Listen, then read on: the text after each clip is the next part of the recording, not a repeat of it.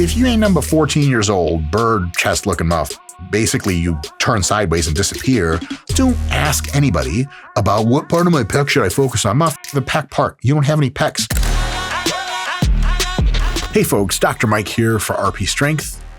Let's talk about what is the best angle for chest development. Is it flat? Is it incline? Is it some kind of extra dimensional angle that inverts you on yourself and takes you back in time while you do it that you haven't thought of, and that your gains really could be elevated from if that's the angle you were doing? Yes, it's actually that one. Let's talk about basic quantum mechanics and then we'll go up from there. It turns out that flat versus incline is a little bit of a false dichotomy. There's something to that juxtaposition, but there's actually a spectrum of pressing angles. Let me tell you what I mean by that. If you've done bench dips before, you reach your hands behind you, it does stimulate the pecs, but only the lowest possible fibers of your pecs. Then you can go into regular dips, still low pec stimulation. You can go to decline presses, flat presses, low incline presses, medium incline presses, high incline presses, and overhead barbell presses, which still utilize the very upper part of your upper chest. So the question of which muscles are most stimulated or which parts of the muscles are most stimulated in what position does have an answer. The triceps get a real good situation out of every kind of press that you can do, from bench dips all the way to shoulder presses. Great tricep exercises, those two, and everything in between, especially if you have a closer grip. Your long head of your triceps does tend to get stimulated more with overhead work, and the other two heads definitely benefit more from work in which your hands are behind your body, but those are very, very small distinctions, and generally with a variety of tricep-specific training, that's nothing you ever have to worry about. With the pecs, it is in the direction of fiber alignment. Your pec fibers attach in one place here, but then each fiber runs either straight down here or across this way or across that way or across even a little bit upwards. So if you want your lower pecs to develop, the line of pull has to go mostly down. If you want your mid pecs to develop, the line of pull has to be straight across with a press. If you want your upper pecs to develop, the line of pull has to go a little bit up at the very least. That is how the development of your muscles works based on angle. Declines generally hit your lower and mid pecs. Flat pressing and low incline pressing tends to hit your mid pec and really kind of all of your pec at the same time. And then inclines tend to hit your mid pec pretty well, unless they're really high inclines or shoulder presses, but all inclines definitely hit your upper pec really well in addition to that. Now, the next question is, what do most people want out of pec training? Because someone could say like, well, what's the ideal vacation? And someone else could be like, well, if you like stepping on landmines, Afghanistan is cool. You're like, nobody on vacation fucking wants to step on a landmine. What the hell is wrong with you? We're talking about sun and beach and sand. You're like, oh yeah, well then Sandals Resort in Jamaica. So yeah, it's technically feasible to stimulate the pecs from all sorts of angles, but we have to ask the question of what are most people looking for in their aesthetic development? And most people want a bigger upper chest than lower chest. Can you imagine seeing someone whose physique, male, I will say, for females, maybe this is different, a male whose lower pecs are just drooping with muscle size. You guys know where the nipple folds over in on itself, type of big ass pecs? I'm talking about all muscle too. And then their upper pecs are like kind of bird-like and barely filled in. You're going to be like, I think you worked your way towards having big titties, which is hot for the big titties realm, but I don't think people are into like the muscle part of the big titty as far as I can tell. Who knows? That's not what most people want. Most males don't want that. Most males, when they train their chest, yeah, they want a little bit of size to fill in the shit down there so they can look like an adult. But also, I think they want more size in the upper part of their chest up here. That's that armor-plated alpha male look. That's where you go into grocery stores, you don't even ask for food. You go, and in the grocery store, people are like, and they just bring you the food that you need. You don't even have to pay at that point anymore. If your pecs are big enough, you're good to go in all of life. So because most people want bigger upper chest than lower chest, I'm not saying lower chest doesn't matter at all, but upper matters more. Most people should probably bias most of their pressing towards the incline angle. So more pressing this way, less this way and less down as well. Now, other variants of pressing are totally cool and okay to do, but consider starting most of your chest workouts with inclines when you're fresh. Consider doing more sets of incline presses than other kinds of presses and flies, and consider having a higher frequency of the inclusion of those kinds of incline priority chest days in your plan and fewer kinds of days where you don't pay nearly as much attention to that incline upper pec targeted work. If you have just one chest exercise to do, I hate these things because you were stuck on a desert island. What one workout would you do? I'd be like, surviving, motherfucker. Are you out of your goddamn mind? I'm not bringing a squat rack to a desert island. Does it have a refrigerator in it? Does it have a satellite uplink so I can call the U.S. military to come pick my ass up? And they're like, yeah, you're really low priority. I'm like, but I'm a YouTube person with subscribers. No one's coming to get me, I know. But yeah, this whole idea of like, what's the number one exercise is dumb to begin with, because in all gyms, you can do tons of exercises. Even at home, you can do tons of different exercises. That being said, for economy's sake, if you want the best overall chest hypertrophy angle, this has been studied in the lab. Mr. Menno Henselman, someone is amazing on YouTube. I would go subscribe to his channel right now. He's someone that talks about this really, really well. It's probably a low incline.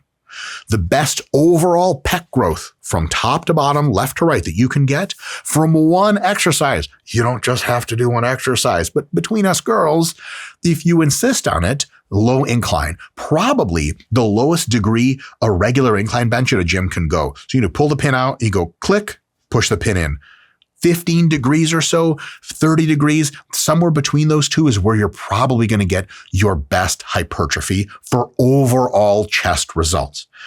You can also do a higher incline, something like 30 to 45, but take a nice little powerlifting arch, really retract your shoulder blades and get your chest pointed up, and you'll get a similar low to medium incline with that powerlifting setup is going to also get you probably your best overall pec growth if you just have one exercise to use. Anatomically, it checks most of the boxes. In the laboratory, it has been tied to promoting more overall chest mass and more overall chest activity than our exercises. So that's probably your best bet. Low incline, if you have to have one exercise, is the one. But generally, because you train probably more than with one exercise per week for your chest, having the knowledge that the low incline is the dependable one is good. If you have to jump into the gym for 15 minutes, is super quick, and you need a great chest workout, hey, low incline it is. But if that's not the case, sure, low incline is a great movement, but try some flat pressing, try some declines, try a lot of high incline pressing, because that's going to give you awesome, super well-developed chest with variation taken in mind. And on that note, two big concerns with now that we know how the chest functions, what grows what, and the fact that low inclines are probably the best angle to press for overall chest development if you don't have a lot of exercises to do, let's do a little bit of nuance and some caveating to make sure we understand this problem space really well and can do actionable shit at the gym that doesn't leave us confused or bereft of any really good results. Two things to say on that: variation and individualization. Here's the thing with variation, and the fatal conceit of anyone who asks what's the best XYZ exercise assumes that you're ever only going to do one exercise, which is insane. Because if you did that, one of two things would happen. One, you would get bored as fuck and just never leave, never come back to the gym. Two is your joints and connective tissues would get a little bit irritated because you're doing the same thing over and over for months and months and months.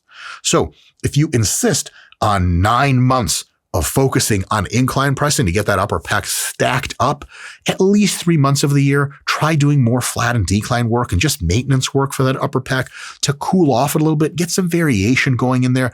The same chest workout done all the time is by definition not the optimal, because it excludes variation as an important principle of training. So always focusing on just one angle is not ideal.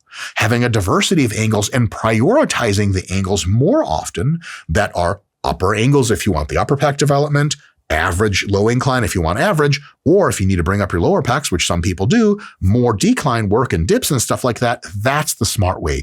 Do a lot of upper pec priority for a few weeks, few months, then go back to a regular chest routine that prioritizes all three, do 1 or 2 months, maybe just 1 month of lower pec priority, and then go back to 3 or 4 months of upper pec priority. Rotating around like that keeps things fun, keeps your joints healthy, and over long term, which is the only relevant way you grow muscle, develops exactly the proportionality of your chest that you're looking for without just literally doing the same shit over and over, which is a fun question to ask. What's the best chest exercise? But if I have to tell you the one exercise you just fuck off after, I'll be like, that guy's not going to be in the gym after about 5 weeks. And he'll be like, you know what? I'm tired of doing low incline presses.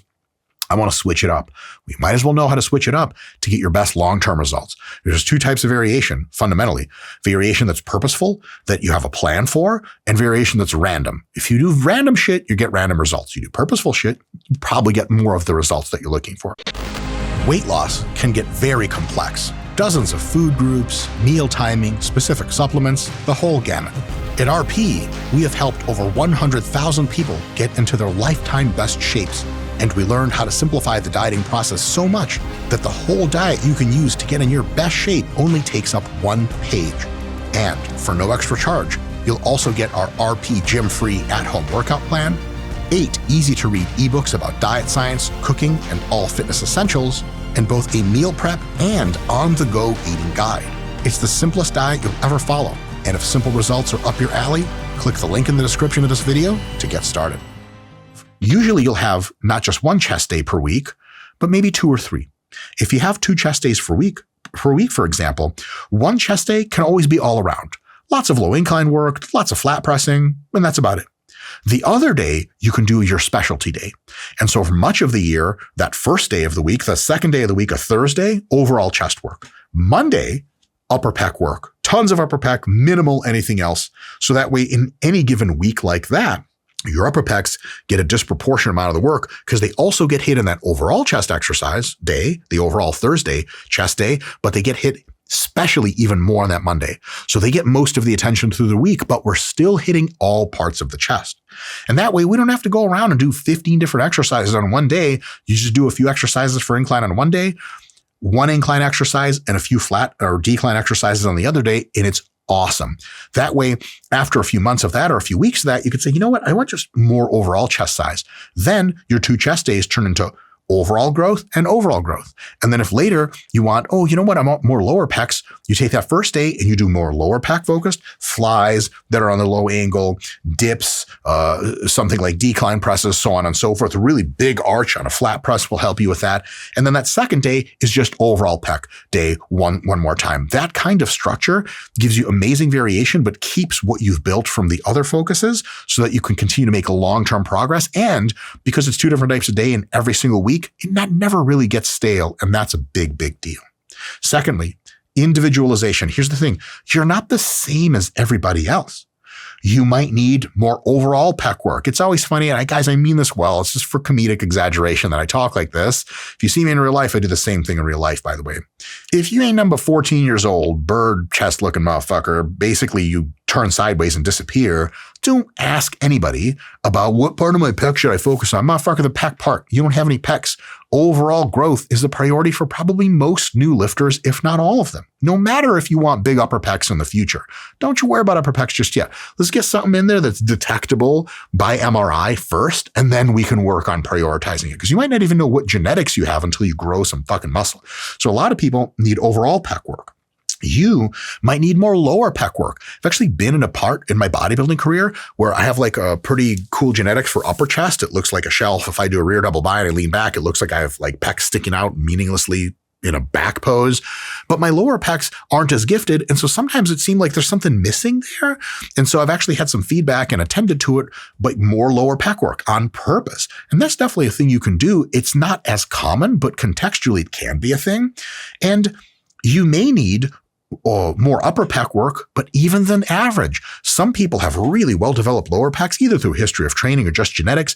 And for them, it's not really like you need to bias the upper pecs. Like you need the upper pec work and kind of not shit else. Like you have to have a day of high incline pressing, a day of low incline pressing, and that's the 2 days you rotate because you have everything focused on the incline for at least a few weeks, few months until you rebalance that situation. It's not clear, as a quick aside, if you can target your inner pecs versus your outer pecs we're still researching that. The effect's probably not major, so I don't know what to tell you dependably from science to do that. People say if you hold at the top, it hits more inner pecs. Might be true. I'm not putting any money on that one, but you can definitely target upper, medium, and lower, and you just might have different targets than everyone else. So before asking what's the best chest exercise, you really have to add a for you at the time after that. And then there can be answers, but there cannot possibly be an all-around one best chest exercise because first of all, variation says you need some differences. And second of all, your individual needs might have to be like, well, actually, no, like everyone else needs upper pec work, but you need middle pec work, or you need overall pec work, you need lower pec work, or you need even more upper pec work than the average person. So it's very much individual. Don't just copy everyone else. If you copy everyone else, your genetics is the only thing determining how your physique can look. If you do your own shit and tailor your program through the RP Hypertrophy app to get the exact exercise and angles you want, over time, your physique is going to look more and more and more aesthetic to your liking. So be easy about looking for just the best flat out exercises, period, without these considerations. Think about the functions of the exercises, think about your needs, think about your preferences. If you're looking for the best, unequivocally, writ large, of any category, you're going to be disappointed. Cell phones, the best food, the best car, you're going to have a confusing time because the best pickup truck doesn't in any meaningful way compare to the best race car. You got one for a completely different purpose than the other. So be okay with a grouping of the best things and then choose from that grouping, whether it be types of food, types of cars, types of cell phones, or types of chest exercises for the things that you need most at that time in your development. Things will change, and that grouping, you'll have to select some other stuff later. But for any one given time, do what's best for you. Hopefully you guys learned something in this video. To go around and click on the RP site and buy stuff, damn it. Well, you guys think these videos are free? Huh? These things cost me money. I'm running out of money. I'll see you guys next time.